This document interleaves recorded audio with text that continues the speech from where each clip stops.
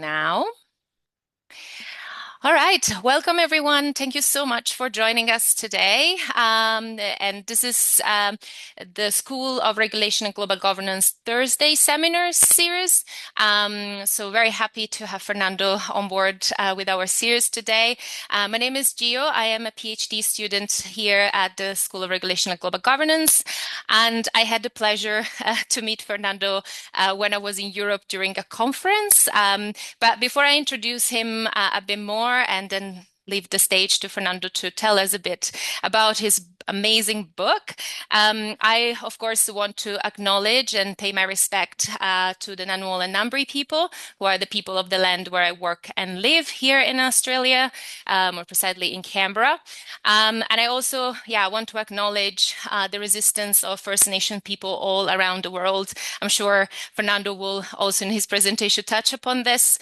And I know that a lot of you will be joining from different countries and lands all over the world or all over Australia potentially. And so, just want to pay my respects to the First Nations and the people that are fighting for the rights of both people and nature.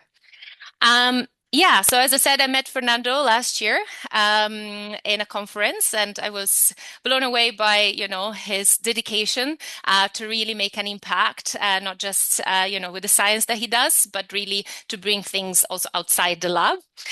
Fernando is an associate professor of ecology and evolution at the University of Copenhagen. And I thank him even more for being with us today because it's very early in the morning in Europe. And he has been engaging not just in amazing research in genetics, which is his background, but also in all type of social ecological transformation, which means joining groups like Scientist Rebellion and also Academics for Palestine. And this is what he's going to talk about to us today. So he's going to talk about his book that was published last year, which is Science in Resistance, where he talks about really how, as academics, as scientists, we really need to step up our game if we really want to influence how things are going in the world. And today he will especially focus on the responsibility of academia and science and scientists within academic institutions and how we can and have a role and power to really change practices that have been harmful for people and planet. So I stop there and I leave the floor to Fernando, who will speak for around 40 minutes, and then we will have the time for questions and discussions all together. So over to you, Fernando. Great. Thank you so much, Gio. That was a really nice introduction. Thank you so much. And thank you so much for the invitation to be here. It's very nice to see so many faces on the screen, and it's totally okay with the time. I'm always happy to talk about this. So as you said, my name is Fernando. My pronouns are he, him, and I'm an associate professor at the University of Copenhagen. I'm descended from settlers that came to Argentina from Europe as part of a settler colonial project, and I've been working in Denmark for about 7, 8 years now. I did most of my education in my PhD and my bachelor's in the U.S. I wrote this book for a variety of reasons. One of them is I wanted to talk about a particular movement that I've been involved in now for many years called Scientist Rebellion. About sort of kind of wanted to document the origins and the evolution of this movement, but more than that, I wanted to look into the emotions, the motivations that push scientists and academics to engage in tactics that are outside sort of the conventional realm of what people consider academic work. And so I interviewed 24 scientist activists who are involved in various socio-ecological struggles around the world. I also wanted to look deeply into the institution from which scientist activists emerged, like universities, research centers, museums, and in many ways in which these institutions are also highly complicit in fossil capitalism and fossil colonialism. And I wanted to try to see, based on the insights gained from my interviews, but also my own personal experiences in activism, trying to reflect on how these institutions could perhaps be transformed to serve social and ecological needs in the midst of climate and ecological breakdown and rising fascism around the world. Um, I also wanted to take a critical look at the movement itself, like things that worked, things that haven't worked, and how that could inform both this movement and other movements that might emerge in the future. Um, and but beyond all these sort of like academic reasons for writing this book, I wrote the book because ultimately doing science today is a little bit batshit crazy. So we're studying a world, especially if you're in the natural sciences, we're studying a world that is actively being killed at a massive scale. And our response to that is we're just going to study the killing some more, and then we're going to study the killing in finer and finer detail. We're going to expect that more and more of studying of the killing in finer detail is somehow going to lead to the killing to stop. Sometimes we're going to ask those who are doing the killing to, pretty please stop. Sometimes we're going to ask them for money so we can continue studying their killing. And I think this contradiction at the heart of science today is something that many scientists, including people outside of social movements, are coming to terms with. I'm gonna share my slides now. If I can do it here. Um, yeah. So this is the book. It was published by UC Press last year, and the book starts from a kind of a historical account of this particular movement, scientist rebellion. It first looks at some events that led to the emergence of the movement. One of them is this one, which is an event that happened at the Royal Society of London, kind of one of the most prestigious scientific institutions of the world, highly complicit in British colonialism. And this is from September 2020, and it was two scientists, Mike Lynch White and Tim Hewlett, who went to the Royal Society and posted a letter on the door of the society, um, calling out both the institution, but generally academic institutions broadly, for not acting on the truth of their words. So this institution publishes a ton of papers, research papers, academic publications on climate change, on biodiversity loss.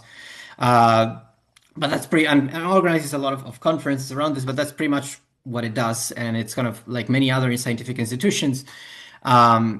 People within the institution are not acting as if those words are truth. They're not acting as if it's an emergency. And so these two scientists, well, both of them are physicists. One of them is a theoretical physicist. The other one is an astrophysicist.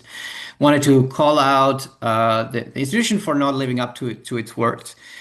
They also wanted to encourage scientists to engage in activism, particularly in direct action and civil disobedience. This was at the height of the Extinction Rebellion protests. Happened in London, and they included things like the occupation of Piccadilly Circus, but in which sort of scientists were largely absent, or at least absent in their role as scientists. And so these two scientists, they threw paint at the columns of the institution. They chained themselves to the stairs, and they were both arrested. They spent the night in a police station. And the two people that were actually taking pictures of this action were also arrested as a consequence for unclear reasons. But this caused quite a lot of stir in social media, particularly in the academic world. This action kind of went viral within academic circles, and it encouraged a lot of people to try to replicate what these two scientists were doing. Um, I interviewed both of them, and I asked them about what pushed them to do this particular action. And I'm just going to read a quote from one of them, and some of the stuff that I'm going to be doing in this presentation, a lot of it is reading quotes. But Tim tells me the truth is that fossil fuel capitalism can only exist with the tacit or explicit support of scientists or of academia. Academia is a fracture point, a place of weakness you can target to help bring the system to end sooner rather than later. And throughout the book, I explore these sort of tight complicity between academia and fossil capitalism, which takes many different shapes. One of them is, for example, the way in which fossil fuel companies influence academic institutions, universities, centers of knowledge production, um, not just to greenwash their own activities, but also to gain a foothold on campus, to aid with recruitment, to restrict what gets said, what questions get asked in universities. This is just an example from a news article in Australia showing that nearly two-thirds of Australia's universities take fossil fuel money, and that about 12 million Australian dollars in arc linkage grants have been awarded to researchers that were in partnership with fossil fuel companies like Chevron, Shell, and ExxonMobil. And this is not just that case in Australia. We see similar patterns in the UK, in the US, with the fossil fuel industry pouring a lot of money to influence campus activities, both in terms of student curricula, but also in terms of research agendas. This is not the only way in which academia and fossil fuel companies are in partnerships. Even the institutions that academics work with quite a lot, for example, academic publishing companies are highly complicit in climate breakdown. One of the most famous examples is Elsevier, this major publisher of famous journals like Cell or The Lancet. Um, which is not just helping the fossil fuel industry explore for more oil and gas. They have particular journals dedicated to oil and gas exploration. They organize conferences for fossil fuel companies to interact with geophysical researchers, but also their parent company of Elsevier Relics, this giant multinational, is also influencing politicians in the US, funding climate denialist politicians, and have been doing this for many years. And Beyond just the institutions in which scientists work and also institutions with which scientists collaborate with, there's also sort of international institutions, sort of institutions involving science policy bridges. Institutions like the IPCC, the COP meetings, which are highly influenced by fossil fuel lobby. This is again just one example of this was from the sixth assessment report of the IPCC, which was leaked actually by Scientist Rebellion before it had a chance to be edited by policymakers. So there's a summary of this report that gets published, that goes to policymakers, but actually gets co-written not just by scientists, but also by representatives of different countries.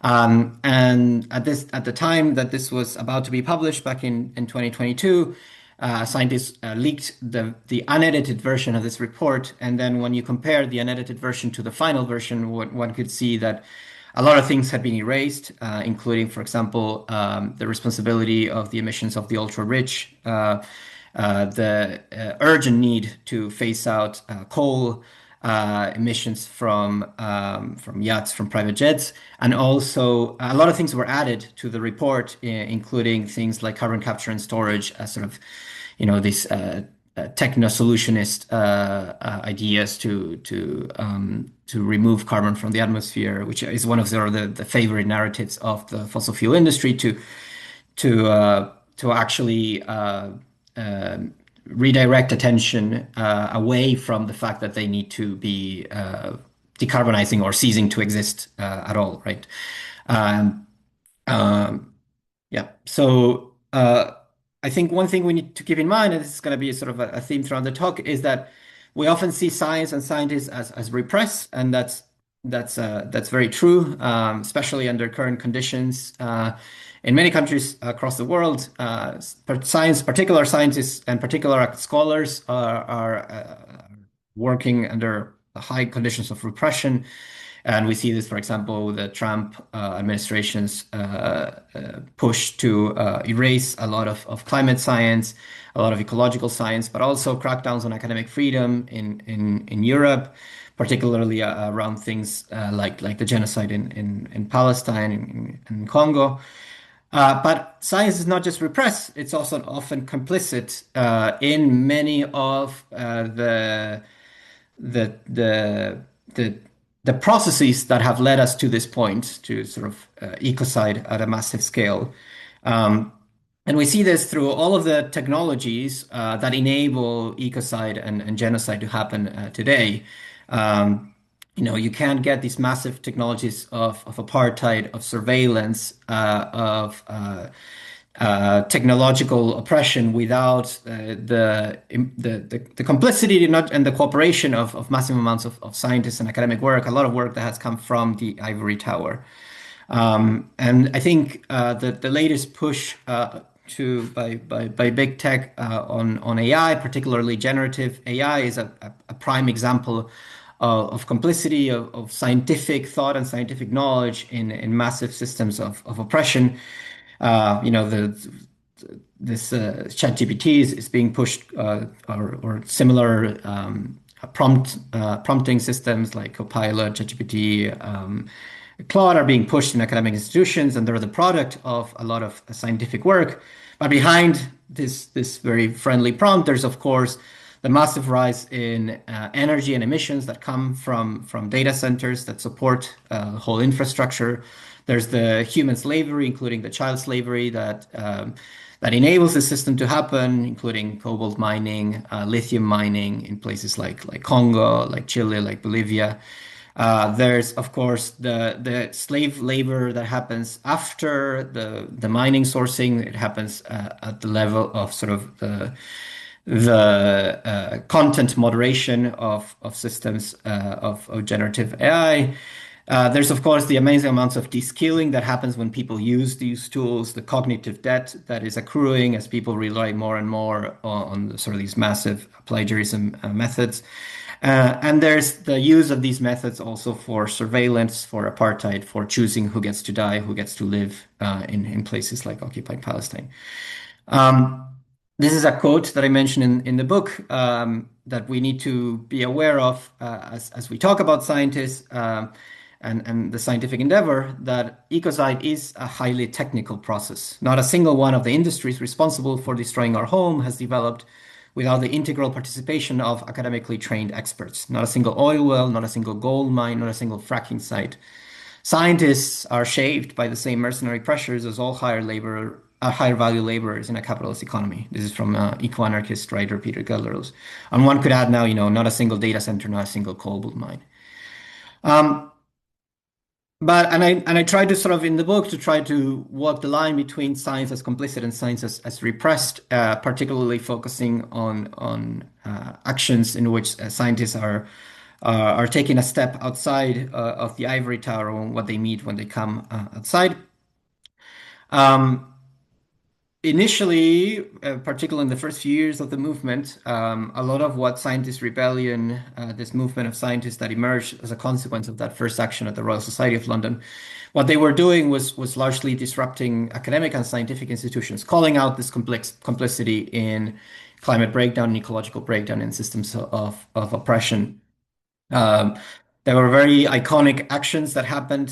For example, this action at the American Geophysical Union, the largest geophysical and geological conference in the world in the US. This is the top left figure, in which scientists Rose Abramoff and Peter Kalmus interrupted a plenary speech for 30 seconds, displaying a banner calling out scientists to be out of the lab and into the streets.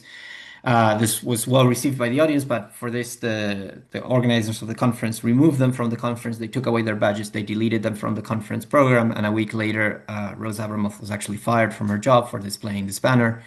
Um, there was also this iconic action at the Natural History Museum in Paris, in the top right, in which scientists were occupying this museum. They were chaining themselves to mammoth skeletons, arguing that to tell the truth is not a crime. They were delivering lectures and speeches about ecological breakdown and sort of the mass extinction of species that is happening now at a scale only seen in previous mass extinctions millions of years ago. And also there were actions in which scientists were posting scientific papers on particular institutions, calling them out for their complicity in climate breakdown. And this was a sort of recurring method of scientist rebellion to post scientific papers on the walls of particular targets of their actions. Scientist Rebellion did their first action in Denmark. I think this was back in 2021. I and several other scientists were talking.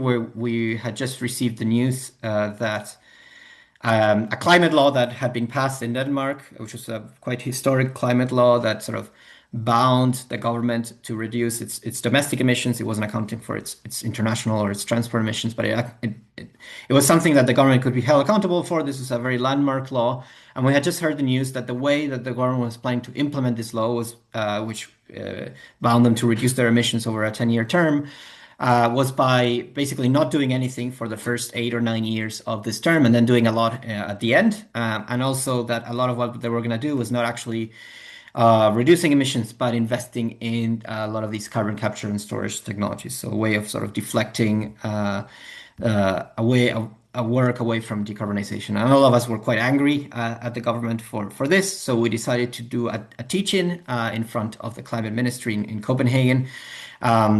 Which we delivered lectures about climate and ecological breakdown to an audience of students, of people walking by who were sitting on the road, blocking the road while we were delivering these lectures. And this was quite well received in Danish media. It sort of appeared in every major Danish news outlet because it was something strange and weird for scientists to be out in a street giving a lecture in front of a ministry.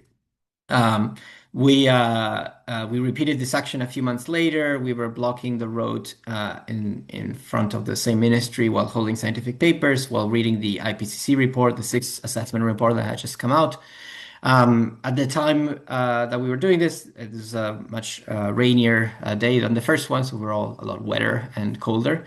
But at the time that we were doing this, at this point, Scientist Rebellion had become very coordinated at the international level, so it was able to do actions simultaneously in multiple countries. So while we were doing this in Copenhagen in April 2022, there was also an action in Spain, in the Madrid parliament, in which over 30 scientists were participating, throwing beetroot juice at the steps of the Spanish parliament, calling out the Spanish government for not engaging in any kind of meaningful climate action.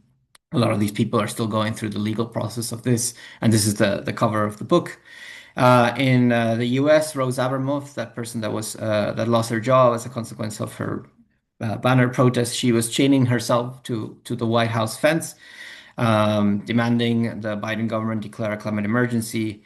In the other side of the U.S. in Turtle Island on the West Coast, there was scientists chaining themselves to Chase Bank, which is one of the major fossil fuel funders in North America.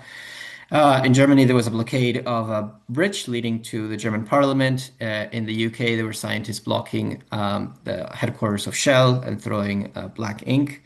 In Italy and the Netherlands, there were blockades of fossil fuel headquarters. There were actions in Sweden as well as in Norway. There was a strike. There were supportive actions in Congo, in Rwanda, in Uganda. There was a blockade of the environmental ministry in Ecuador, as well as a teach-in in my home country in Argentina. And this was a tactic that Scientist Rebellion pursued many, many times as a way to attract attention. When you make these actions international, it becomes more of an event. It was repeated again in October 2022 with a focus on transport emissions, particularly concentrated in Germany, but also with actions around the world. It was repeated again in May 2023 and in November 2023. By 2023 and 2024, the movement had reached Australia, and there were actions in Melbourne and Sydney.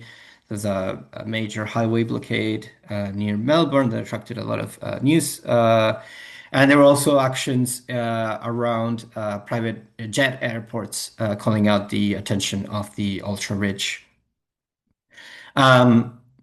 So when we do these actions simultaneously, it's not just a way of attracting attention, but it also allows us to connect struggles across borders. And I think this is particularly exemplified when we look at sort of major fossil fuel atrocities like the EACOP pipeline being built by Total and several Chinese companies in Uganda and Tanzania. This is a pipeline that is supposed to pipe oil away from Lake Albert in Uganda into the port of Tanga, and then the oil is then supposed to be shipped to East Asian and European markets. It's about the amount of oil that would get transported once this is finished is about the same as the entire country of Finland consumes in a day. And it's a way of dispossessing, not just sort of accelerating climate breakdown, but also dispossessing the African continent of energy. And when Scientist Rebellion does actions in simultaneous in different countries, it attracts quite a lot of attention, but it also allows them to sort of stand in solidarity and show that this is a thing that spans multiple countries. So there were actions by Scientist Rebellion around the Eco Pipeline in Rwanda, in Uganda, in Tanzania, in Kenya. I interviewed one of the people involved in these actions, and he says, this is Shami from SR Rwanda. He says, when we do these actions internationally and the narrative and demands are the same, local politicians are surprised at the amount of attention we get. Many people will bump into our actions online, and that amplification helps to spread the message farther and much faster. And this is, of course, not just an issue of ECOP. Locally, ECOP is an international endeavor involving multiple countries in the global north. So you can also do actions in the global north, in Europe, in North America, in South Africa. Gio mentioned indigenous environmental defenders, and this is a crucial aspect of Scientist Rebellion work. We collaborate a lot with indigenous defenders, and this is not just because indigenous defenders are involved in these struggles, but also because they have a lot of wisdom to give for these struggles. They have been participating in these struggles for much, much longer than scientists have been defending land in which they live. And often participating quite successfully in struggles against extractive companies. This is an example from Ecuador. Jordan Cruz is an ecologist that I interviewed on the left, and on the right is Lise Kauya, an indigenous leader of the Waorani people who live in the Yasuni. And the Yasuni is this very lush rainforest ecosystem which houses a ton of species. It has more frogs and toads than the entirety of North America. And it's also the home of several indigenous groups like the Waorani. And underneath this very lush rainforest ecosystem, there's a ton of oil, and this oil has been exploited for several decades, first by Chevron and then by a state oil corporation in Ecuador. And this is at the time of several mobilizations that were happening to stop oil exploitation in the Yasuni, which were ultimately successful. Eventually, a few years ago, there was a referendum in which over 60% of the Ecuadorian people voted to stop oil exploitation in the Yasuni. And so it's one of the most successful cases of climate mobilizations in recent years. And it was a joint project between not just scientific groups and indigenous groups, but also student groups, worker groups, unions. A lot of civil society was mobilized for this. As scientists participate in indigenous struggles and in local resistance struggles, they also learn lessons in sort of humility, and I explore this in the book as well. I explore how, by participating in the struggles, we sort of learn to question kind of the Western scientific perspective of science as completely detached from the world in which we study. The idea that science should be neutral and objective and separated from everything outside of it. And there's been a lot of course, a lot of work, scholarship on this topic coming from indigenous and anti-colonial scholars about how science can never be detached from the world. And that always science is a highly subjective practice. And there's also been a lot of work from feminist scholars arguing that this sort of idea that science should be neutral and objective is really just kind of like a move to power, and it's often the Western white male mind that constructs this idea, this myth that science can always be detached from the world around it. And I explore some of these ideas in the book because it also serves to understand the arguments given against scientific activism and how they can be countered. Now, as scientists engage in protests, they often encounter repression through legal means, increasing repression here in Europe, but also across the world in terms of prison sentences, jail sentences, but also just violence on the spot as we're carrying out activism. This is from an action in Germany where a scientist is being applying pain grips. That sort of they twist your wrist so you kind of lose control of your own body and you need to stand up. And not just climate justice struggles are suffering increased repression. A lot of social justice and decolonial justice struggles are also suffering increased repression.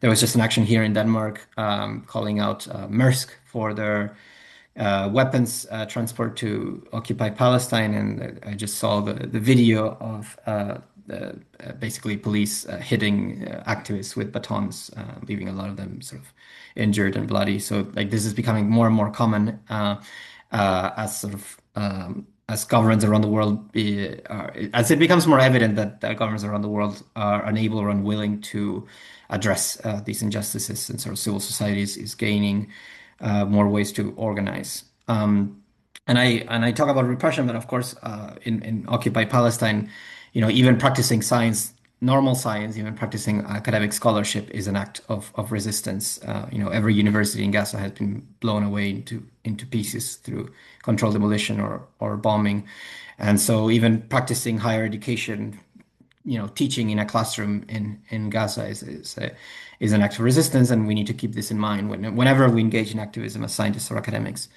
I bring up the example of Palestine and Gaza because actually the first action by Scientist Rebellion I mentioned was carried out by this person, these two people, Tim Hewlett and Mike Lynch White.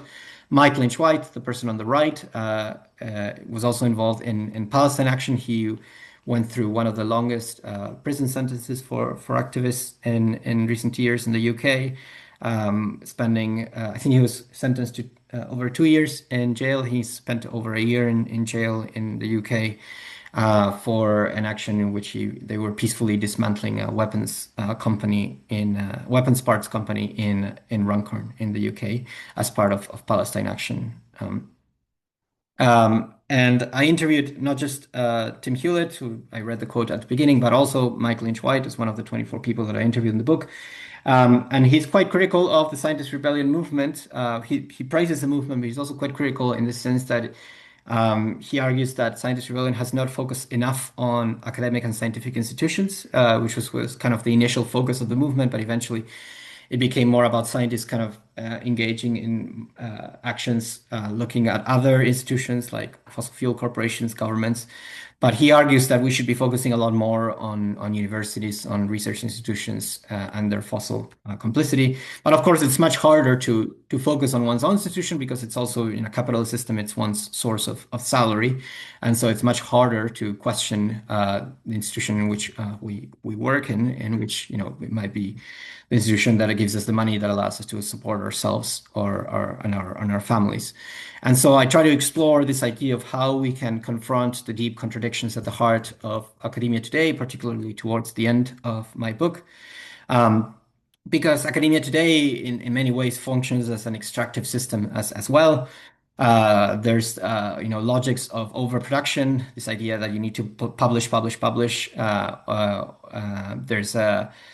There's quite a lot of artificial scarcity through the precaritization of academic work, through the proliferation of temporary contracts, and particularly in the last 3 to 4 decades, the proliferation of metrics that measure academic output and managers that control those metrics, that are constantly monitoring those metrics to make sure that scientists are fulfilling those metrics.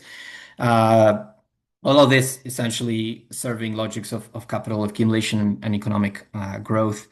And this has been a process that has accelerated over the past years as sort of academia has become more and more neoliberalized and managerialized. There's a lot of work being done right now, a sort of scholarship work about how we could democratize and decolonize our academic systems, how we could actually turn our universities into places that are not extractive, that don't rely on massive amounts of precarized work, and that actually also don't produce extractive work. And so these are some of the papers that I explore in the book, as well as some that I've written myself. But I highly recommend the two books in the bottom, Climate Justice in the University and Decolonizing the University, explore much more in detail how we could democratize and decolonize our academic systems. I also recommend the reference in the top left, the four democratic governance of universities. It's one of my favorite papers that I cite in the book. It argues for academic democratization and the abolition of managers in universities, the abolition of rectors and university presidents, and sort of bringing back academic democracy to universities. Um, and uh, and this is maybe what I'll get to maybe read a little bit from the book because this exploration of the academic institution is something that was very real to me when I was engaging in some of these actions in October 2022 in Germany, in Berlin. I was participating in a lot of these actions, which involved occupations of car pavilions, calling out the car industry for blocking laws that would lead to affordable public transport. I was involved in actions at the Transport Ministry in Berlin. I was doing a lot of disruptive work, but also what was not being shown to through the media was the stuff that was happening in between these actions. Because at the time we were gathering in sort of this industrial warehouse in the south of Berlin. It was a lot of scientists. I think it was over 50 or 60 scientists that were gathered together from all corners of Europe.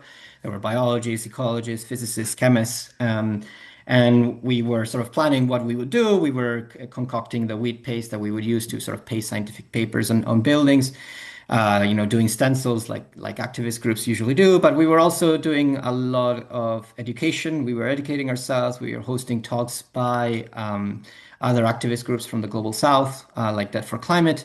And we were also doing a lot of music and regenerative work, talking to psychologists about our anxieties about what was about to happen. And so maybe I'll read a little bit from the book. And maybe I'll go 5 minutes over the time, but I think if sort of it's a part of the book that focuses on the institution of academia that came as a reflection of my time spent in this industrial warehouse in Berlin.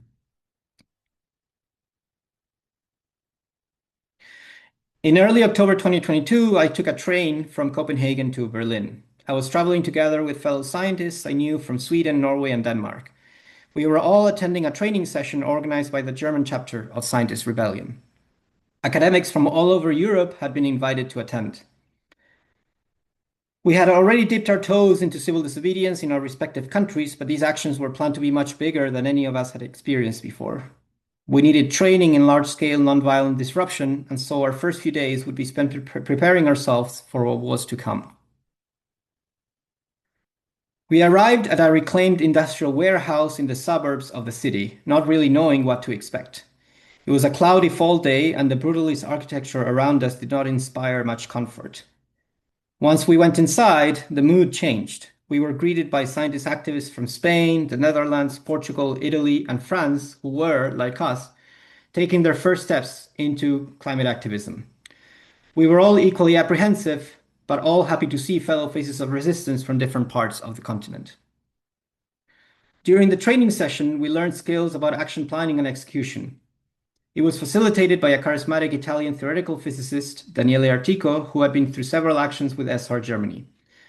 He gave a workshop on de-escalation, how to calm people down when they're angry or annoyed at protesters, how to talk with them, and what type of body language to use. Daniele knew many of us were nervous about the upcoming events and wanted to make sure we were not just intellectually, but also emotionally prepared for what was to come. We went through action simulations with some of us pretending to be police, and we learned what to say and not to say when questioned. We also learned how to be peacefully carried away by officers while imposing maximum resistance. And it was an opportunity for us to share lessons learned from direct action in our respective countries. The training session was inspired by the popular climate camps ongoing since the early 2000s in various sites of resistance in Europe and Turtle Island. So organized gatherings run to teach and organize for direct action against major polluters.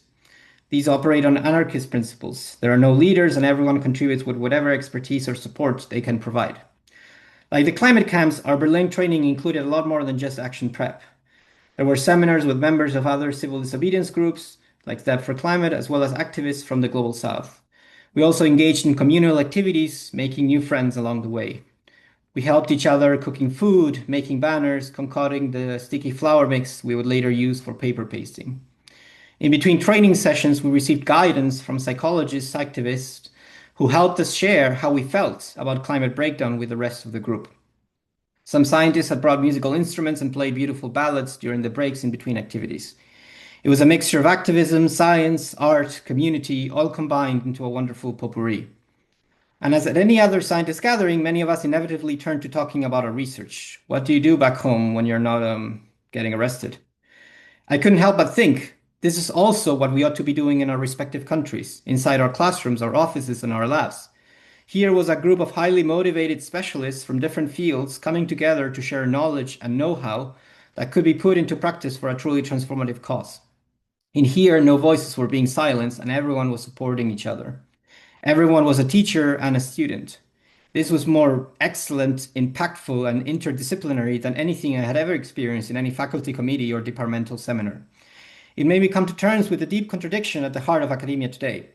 Rather than working inside university silos that are completely unsuited to the world to come, why are we not creating together better forms of knowledge sharing communities? Why are we not constructing more nourishing, more caring ways to think and act that positively affect the world outside the academy? I later in this chapter, I sort of draw connections between different actions in the book and how a lot of the reasons given by scientists for not doing more activism or by scientists for not even participating in activism is lack of time, lack of engagement with other activist groups, and also fear of repression from their own academic institutions. Um, and so uh, I see universities in many ways as preventing scientist engagement, even though many scientists actually want to participate, maybe not just in civil disobedience and direct action, but in many other forms of activism.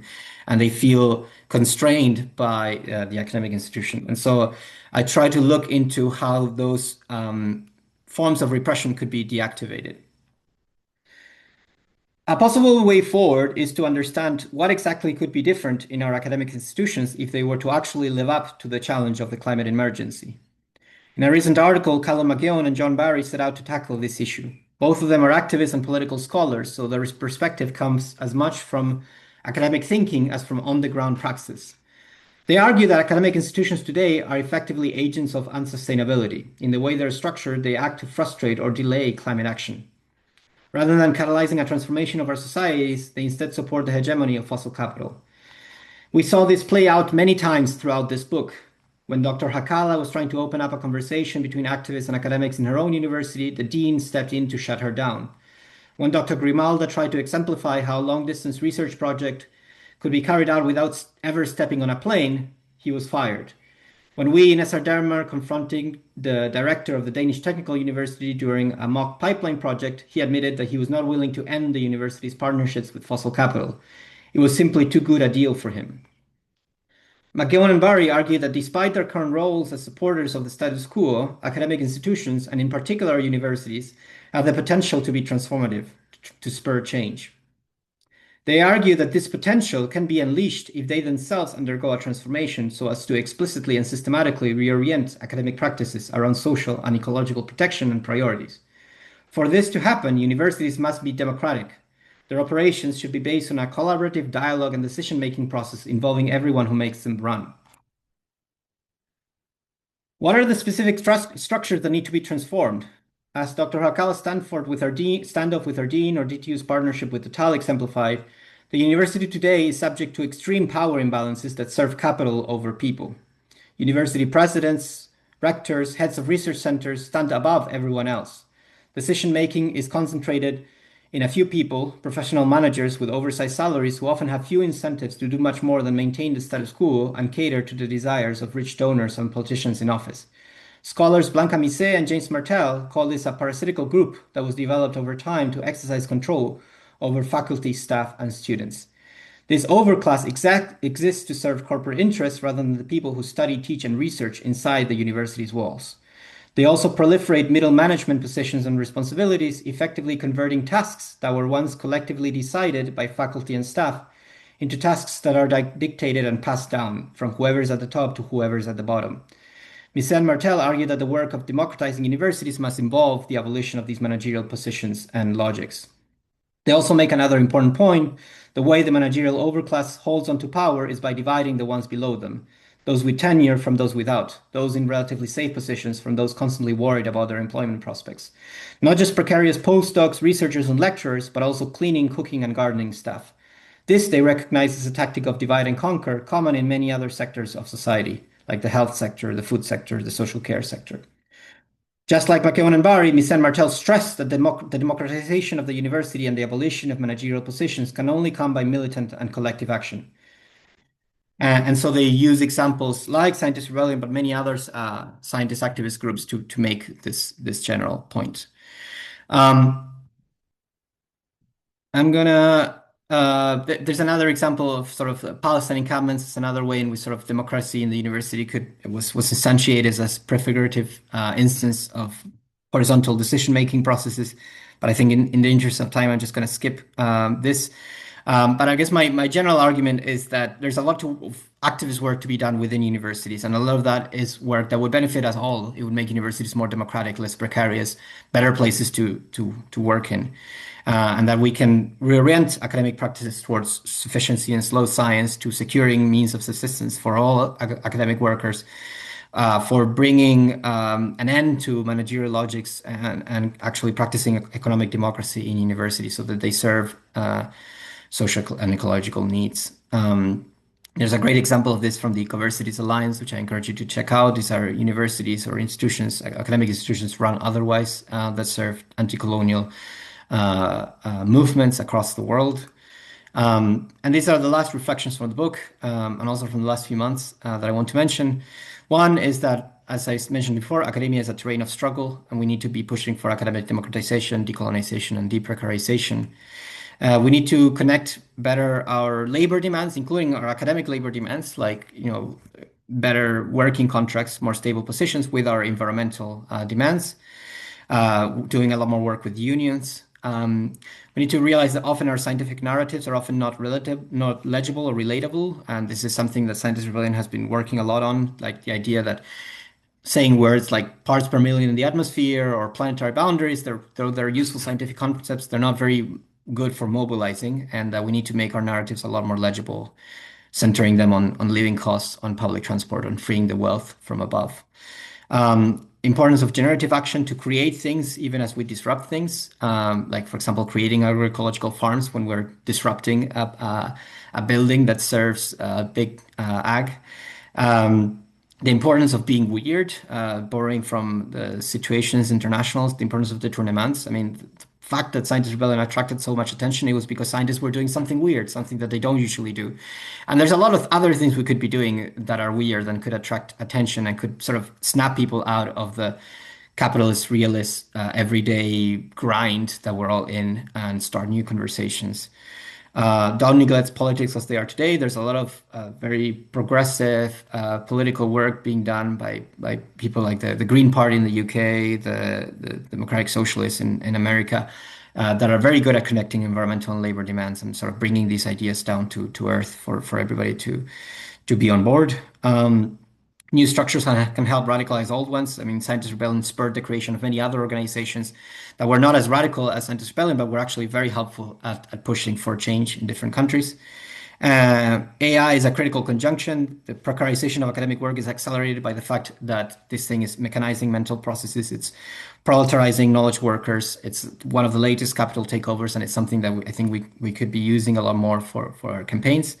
And there's a lot of work that we need to be doing in our universities about how we actually undo all the structures that fossil capital has created to keep us under its leash, on the idea of exnovation, on undoing fossil infrastructure, and how to go about doing that. That's it. This is the book. It's available in most major retailers. And I'll end with a quote by Ursula Le Guin. You cannot buy the revolution. You cannot make the revolution. You can only be the revolution. It is in your spirit, or it is nowhere. Thank you.